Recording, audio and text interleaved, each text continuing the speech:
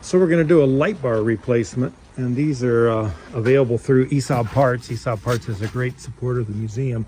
This one doesn't have a camera in it, but that's okay because we can transfer all those parts over.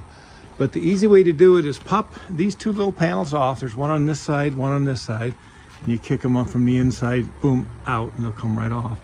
And then the hard part is we're only going to take this panel out. We're going to leave that one in place. And the hard part is getting them to separate right here. Once you get it to separate from up above, then it's pretty easy. So I'll have Patty kind of hold the camera. I'm going to go inside. And if I can hold this down a bit. What I'm going to do, I'm going to pull down right here. Can you see that, Patty? Where it splits, the top half I'm going to pull down. The bottom half I'm going to push up. And it'll literally come right free. And that's all I got to do. Then once that's free, you just start popping along here, and I'll show that in more videos. But there's a series of clips that hold everything in place. Just pop, pop. Come over on this side, do the same thing, pop, pop. And take your one, you got one screw right here to take out. Under this little cover right here.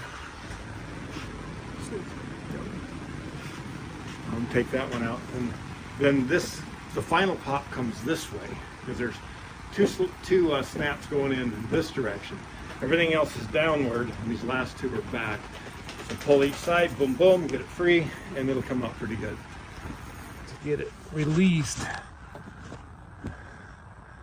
try to push this up as you go, and pull that down because it's hooking, you know, back toward the glass. And then these covers, these covers have little long legs here, so the legs go in, and then it just snaps up, and you've got a little indent right there. You can see to kind of kick that free. So that's how you get those out.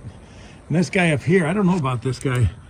I started trying to take it off, thought it might help me somehow, but it really didn't do anything that I could tell. So I left him on. So the next thing I did is I took my pry bar and I came in right around in here and tried to get this bottom one free, because this bottom one is actually laid on top of this one, so we can try to leave this whole panel assembly in and pop these loose here. And then once you get both sides, you gotta take your screw out here, and I think you can just keep popping it and take it all the way out. So we'll see what happens. So I think I've got everything ready to go. If I just start pulling on all this stuff, hopefully it'll all pop out.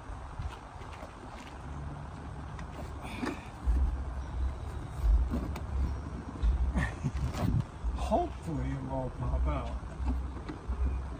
There we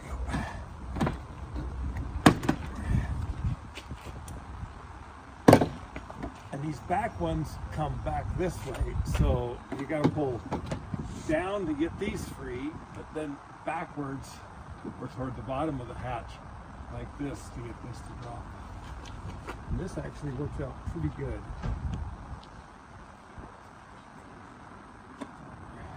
That's a much easier way to do it. To drop just the bottom panel and leave all this top in. I've been taking the entire top out. It's getting these are the hard ones to get free. Once you get these free right here, because they catch in, the way they catch is just the way they're barbed up. Once you get those free, you can start popping it. And then that works pretty good. So now we can attack the light bar. So here's all your bolts. You've got 6 inside, 1 outside nuts. Same on the other. And then you've got 2 little hidden under the license plate area.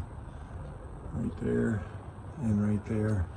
And then you've got to unhook this wire, and that one's real simple. It's got a little push tab right here to push it, and that'll release.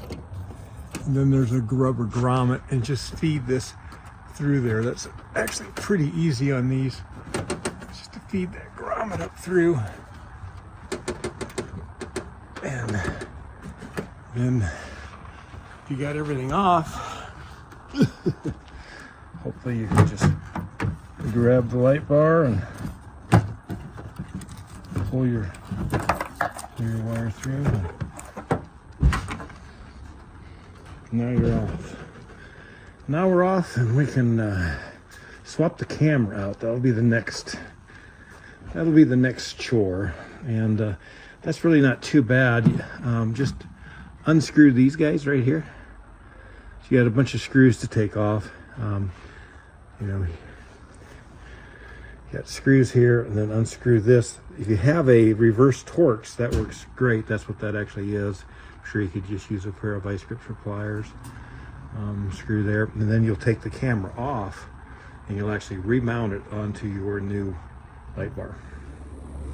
So I've got the light bar camera separated, and there are 4 screws that hold it on, and then I think there's 4 of these studs, and these studs have what I call a reverse, or take a female Torx, and I found a 4mm square drive fits perfect, so I was able to do that. I'm down here in Phoenix working, so I don't have any tools. I've got a little tool kit I bought off of a TV ad one day, late night TV, too much watching.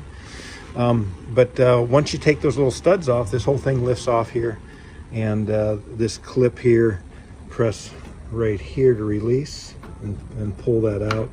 It does have a little, it's clipped in place just like that. But again, press that down to release, and then this one's got a little tab that lift off. But now I've got my camera separated, so I can go ahead and get my new light bar out and mount the camera to the light bar, then put the light bar back on the car. So you do have to take your, if you're going to use the camera setup off your old one again, this is, I call it the license plate setup, or the license plate light. And I do swap those out and put the new ones on. These just have a little release tab. You press and it'll slide down, and then they'll come out. You got a little catch right in here. Go back in the same way, catch this little leg in here and pop in place. And then the bulbs, they're just a 1/4 turn screw in and out. So you spin them a 1/4 turn, 1/8 of a turn, whatever, and then they'll just pop right out. But then you can put your new bulbs and new lenses into your old license plate assembly light that has the camera built into it. And that'll get your wiring harness and everything correct. All right, now before I snap my cover in place, I want to make sure my LED lights are indeed working, and I've got my license plate lights working. And then here is the part number that I used, and that can be bought through ESOB Parts. As many of you know, ESOB Parts is a supporter of the South Heritage Car Museum USA. A percentage of every purchase you make from them indirectly works its way back to the museum in the form of a grant, and we appreciate the support ESOB Parts gives us, and that would be the premier choice of where to find your quality OEM Saab parts. And again, this was a non-LED camera light that we converted using our old camera and installing it back on there. So thank you ESOB Parts for all of your support, and Hadeen for everything they do to keep these cars rolling. Thanks, guys. So here's these bottom tabs. You can see that's where the latch is there. So, but these go in this way. So you got to get those in first, kind of hang it up in there. Those will catch. Then I usually put my screw in, and then get your harness hooked up. You don't want to forget that. And then the rest of these just pop in place, and it's just always a bit of a wrestling match. One broke on the way out, and it was over here, so I just robbed it from that location and put it here. I figured this was probably less critical in the middle, but all those got to pop into place, and that's what we're knocking loose. We've got alignment dowels that got to help align everything up, but it's just a bit of a wrestling match getting it all snapped back in. So get her done. So I got the left side in, and you can actually line these up. You can kind of see stuff as you go and get them in together. So again, don't forget your wire harness for your trunk release, or you're not going to be happy. All right, and it went in real easy. I used this hole for alignment, so I knew when I lined up with this hole, these pins were going to pop in place. So we'll see if we can finish it.